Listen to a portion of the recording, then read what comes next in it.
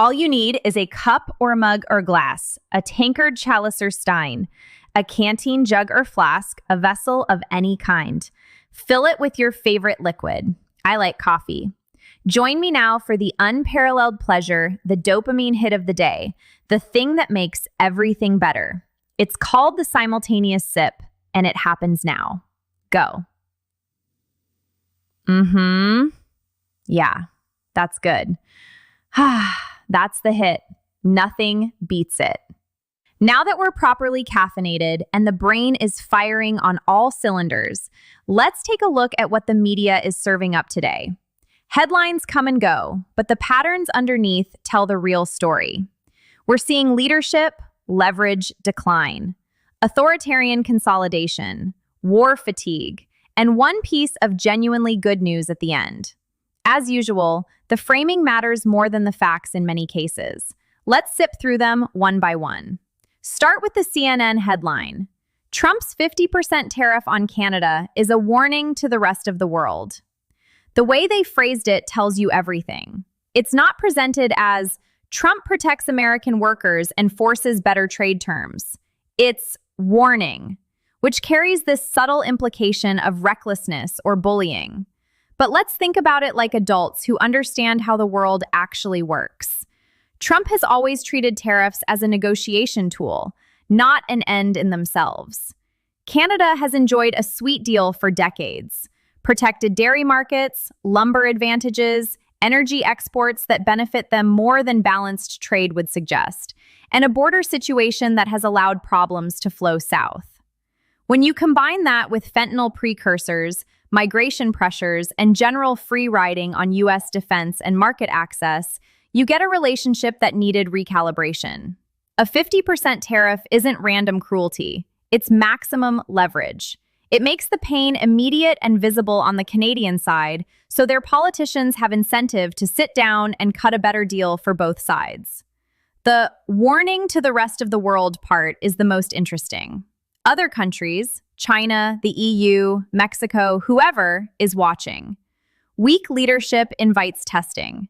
Strong, predictable consequences change behavior. This is basic persuasion 101. You don't announce, please be nice.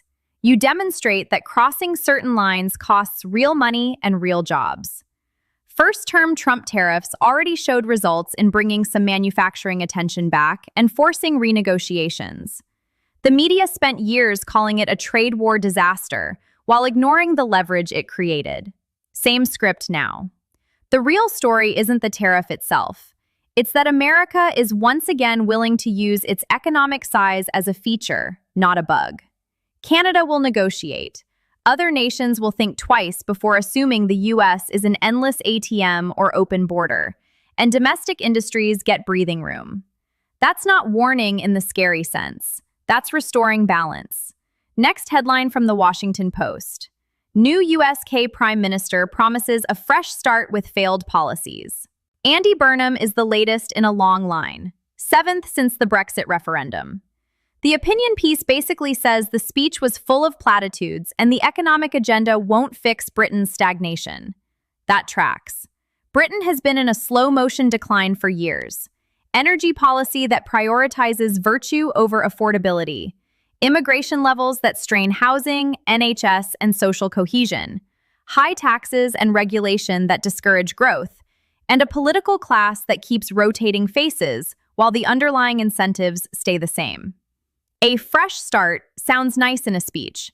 In reality, if the policies are the same failed mix, more spending, more green targets that raise costs, more open borders without assimilation pressure, you just get the same results with different branding. This is the pattern we've seen across much of the West. Voters get frustrated, elect someone promising change, and the new person either continues the old direction or lacks the will to break the entrenched systems. Stagnation isn't mysterious. It's the predictable outcome when incentives reward short-term political survival over long-term national health. The WAPO piece is at least honest enough to call it out in this case, but the broader media habit is to treat each new leader as a potential savior until the numbers prove otherwise. Britain needs growth, energy realism, and border control that actually controls. Platitudes won't deliver that. Neither will another round of the same medicine. Over to the New York Times. Nicaraguan leader says he plans to abolish elections. Daniel Ortega, now in his 80s, just announced there will never be elections again. He framed opponents as trying to seize power through the vote. This is the logical endpoint of what he's been doing for years, rigging the system, jailing or exiling rivals, controlling institutions, and letting his wife, Rosario Murillo, share power in a family dynasty setup. Abolishing elections removes even the pretense. It's not a surprise to anyone paying attention. It's just making the authoritarian reality explicit. Nicaragua was already sliding hard into one-man rule. The media reports this straight because the facts are hard to spin. Leftist revolutionary turned dictator is a story they've covered before in other places. But notice the contrast in tone and volume with how certain other leaders get treated when they consolidate power. The pattern across coverage is often less about consistent principles and more about which side the leader is perceived to be on. Elections are the minimal requirement for any claim to legitimacy in a modern state. Removing them entirely is a bright red line. Ortega crossed it publicly. The country of 7 million now has no scheduled mechanism to change leadership through the ballot. That's consolidation, not reform. History shows these moves rarely end well for the people living under them. Then we have the PBS report. Ukraine fires 400 drones toward Moscow as Zelensky grapples with protests. This is escalation territory. 400 drones aimed at the Russian capital is a significant operation. Symbolic and practical pressure on Moscow's defenses and public sense of security. At the same time, Zelensky is dealing with domestic protests. War fatigue is real after years of grinding conflict.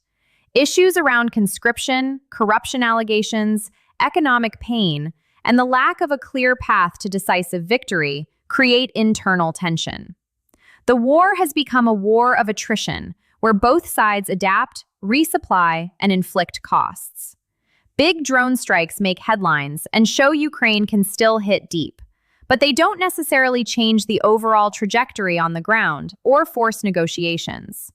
The protests suggest the Ukrainian public is feeling the strain, understandable after massive casualties, displacement, and economic disruption.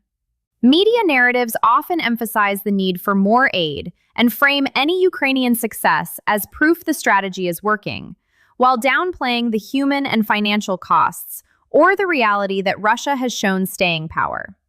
The combination of external escalation and internal protests points to a situation that is not stabilizing. Both sides have reasons to keep fighting and reasons to eventually talk. The drone attack is dramatic. The protests are a reminder that wars are ultimately fought by populations that can sustain or withdraw support. Neither side appears close to total collapse or total victory. That's the grind. Finally, the Fox News piece that fits perfectly with our ongoing coffee ritual. Coffee lovers can take heart.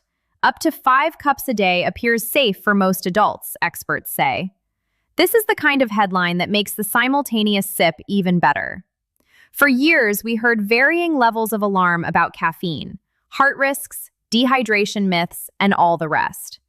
Now the experts, American Heart Association research referenced here, say up to 400 milligrams of caffeine daily, roughly 5 8-ounce cups of brewed coffee, links to lower risks of heart disease, heart failure, stroke, and type 2 diabetes for most adults.